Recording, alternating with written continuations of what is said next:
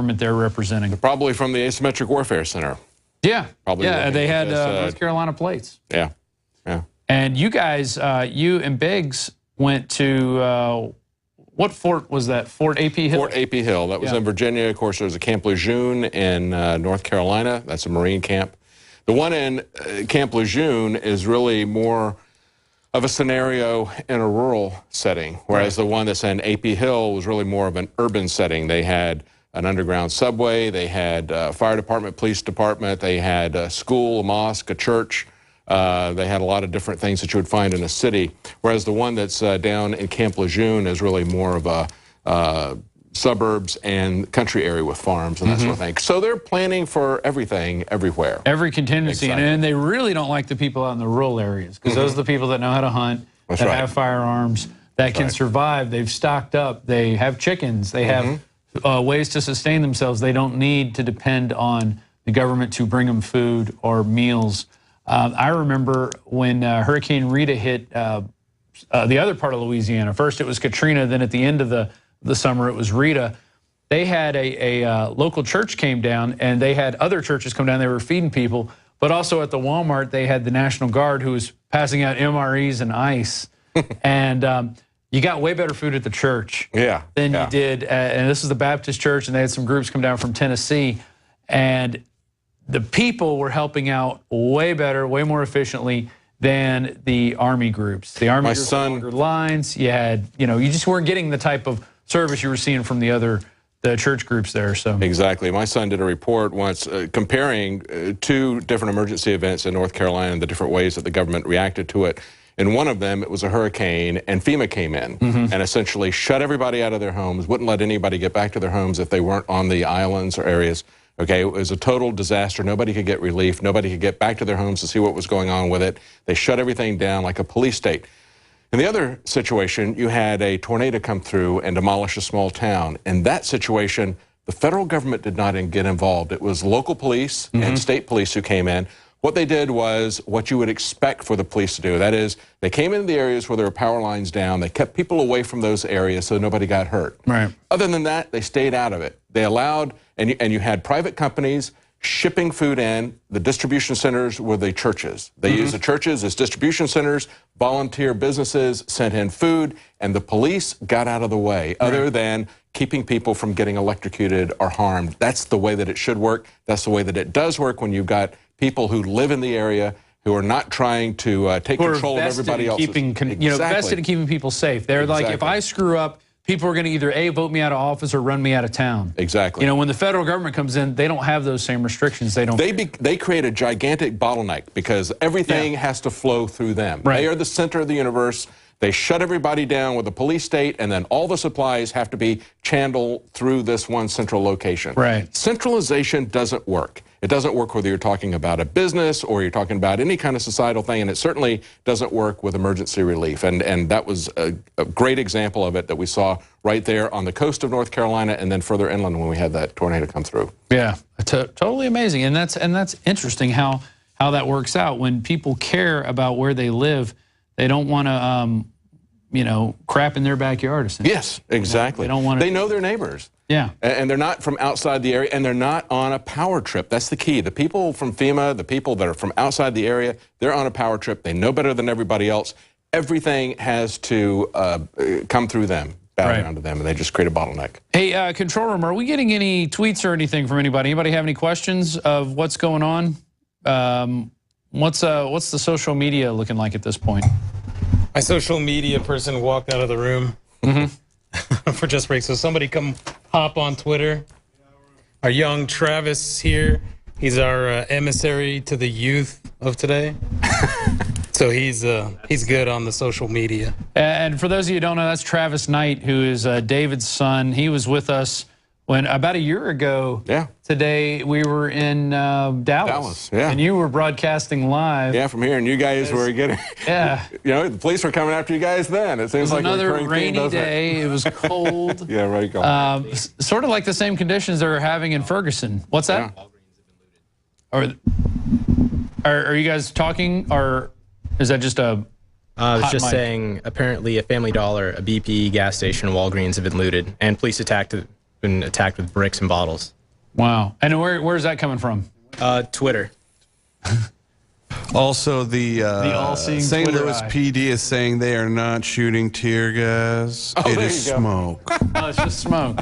There you go. And the protests are growing across the country now. In L.A., they're actually starting to become violent in L.A. and New York, so we need to start focusing on that. It's amazing how this has touched a nerve all over, and it's not one of these, it's one of these ambiguous cases that they're able to blow out of proportion, talk about it in the media over and over again, endless amounts of speculation. Well, the thing is, Rob, we cover this here all the Throw it time. up. Every week it's another one of these cases. Every couple days it's another one of these cases. Just this weekend, as you point out, you had a 12-year-old boy died after being shot. He had a BB gun. Holding a BB gun in a Exactly. playground. And then we have that amazing case in New York City of the man who was killed. His last name was Gurley, as he was just walking with his girlfriend up the staircase.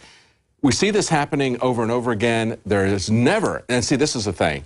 You can argue about the details of this case here in Ferguson with Officer Darren Wilson, but the thing is that there is never an officer that is indicted for these. They're always given a pass. The problem is the system is corrupt. Everybody knows it. That's why there's anger across the country, because this is not the Ferguson Police Department alone. This is across the country. People are fed up with it because there is never any justice done. And you had a caller call in today and said, if a cop does this, they should be held to an even higher standard. Absolutely, because they're doing it under color of law. Because they've been trained to work in these situations. They've been trained to work. They're supposed to be professionals. That's right. And why is it so hard to ask, so the rest of the world's going to hell in a handbasket. Why can't we hold ourselves to a higher standard? Why do we have to let ourselves go down to the standard of, third world countries? This is not predominantly and solely a black problem either. Look at how many homeless people have been shot down in the streets. We had the guy famously shot down in the hills just outside of Albuquerque. But then there was that case in, I think it was Michigan, where you had 8 officers shoot a homeless man from a distance 49 times, essentially emptying their guns, all of them, setting up a firing squad. You had Kelly Thomas beaten to death over a very long period of time by the police. They all got away with it. Yeah. His dad was a police officer. He was outraged at the way they closed ranks behind that.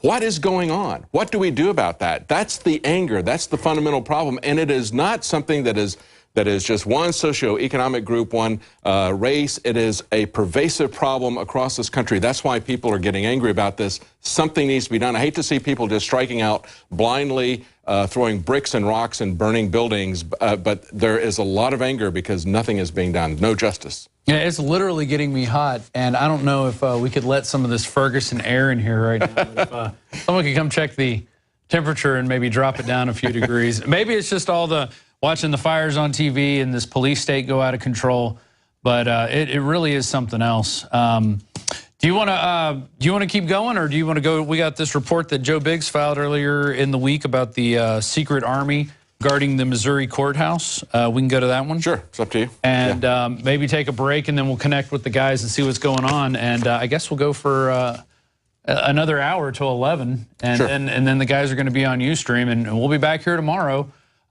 Tirelessly doing this. I'm your host, Rob Dew. We're now 3 hours in live. We took, I guess, half a break. Yeah. I was literally getting water, literally, for all you out there keeping track of how many times we say literally. And they said, we got to cut in. They're bringing in dogs. There's more smoke. There's fire everywhere. It's happening. And so we don't get a break around here. Just welcome, my friend, to the show that never ends. Exactly. Yeah, right. Exactly. We'll keep going. How many people do we have on YouTube right now? Has anybody got a number? We'll share that before we go to this report. And Marcos, I would like to go to the report. Secret Army guards Missouri courthouse. All right. Any count on YouTube? And they're joining us live on YouTube. Yeah, Rob, this is Nico. We've got 8,974 people watching on YouTube right now. That is amazing. Did the TVs just die? I think we got to reboot the TVs, too. We're on a black. Now, we've outlasted the TVs because they go about 30 minutes or 3 hours, and then they need a little cool down period. There it is, 8,900 people. And, there's some... I guess the Vines are going to be happening and the Twitters. We're going to do a little investigating to see where we can find the other hot pockets of stuff going on. We're going to have Joe Biggs and Jakari Jackson joining you once again. And but we are going to take another short break. We've been going for over 3 hours and barely got into one report, couldn't even finish it. And but once again, you can go to Alex Jones' channel on YouTube and find all those reports that we've been filing in the past. Currently, it's chaos going down in Ferguson right now, but this is state managed from the top. Don't forget it. And we'll be right back after this quick break.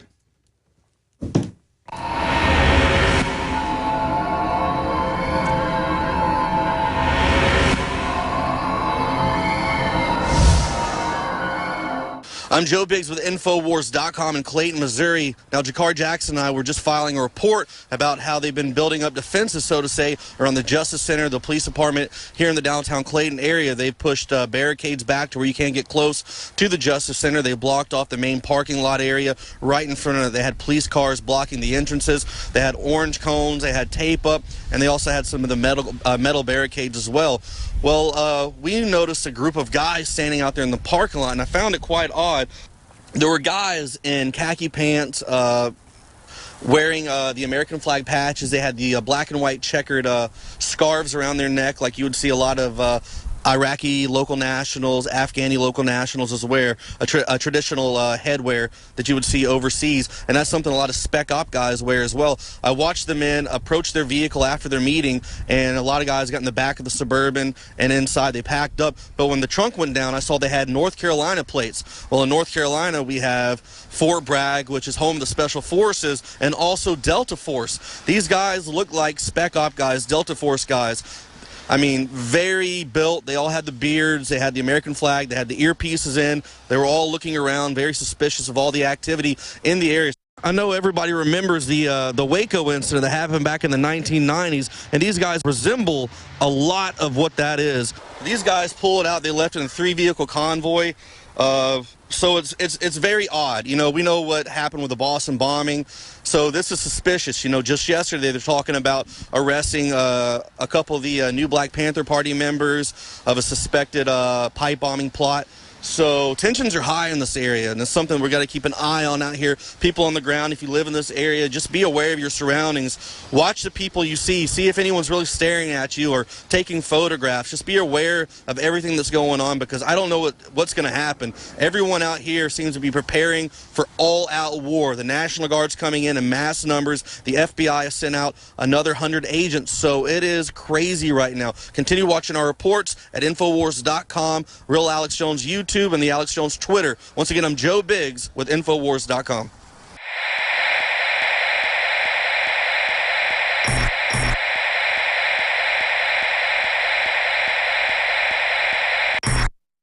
In the past decade, we have witnessed unparalleled scientific discoveries in the area of health. But no one has put together a formula that focuses directly on brain health, nerve growth factors, and optimizing your cellular energy at the same time. DNA Force is one of the most expensive formulas to produce. Some of the ingredients in DNA Force are $12,000 a kilogram.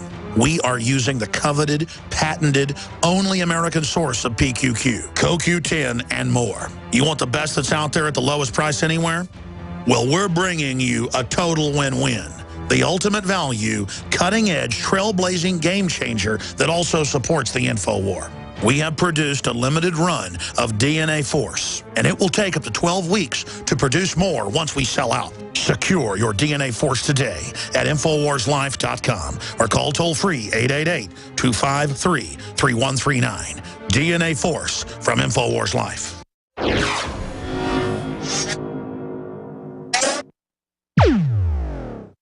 In the past decade, we have witnessed unparalleled scientific discoveries in the area of health. But no one has put together a formula that focuses directly on brain health, nerve growth factors, and optimizing your cellular energy at the same time. DNA Force is one of the most expensive formulas to produce. Some of the ingredients in DNA Force are $12,000 a kilogram. We are using the coveted, patented, only American source of PQQ, CoQ10, and more. You want the best that's out there at the lowest price anywhere? Well, we're bringing you a total win-win. The ultimate value, cutting-edge, trailblazing game changer that also supports the InfoWar. We have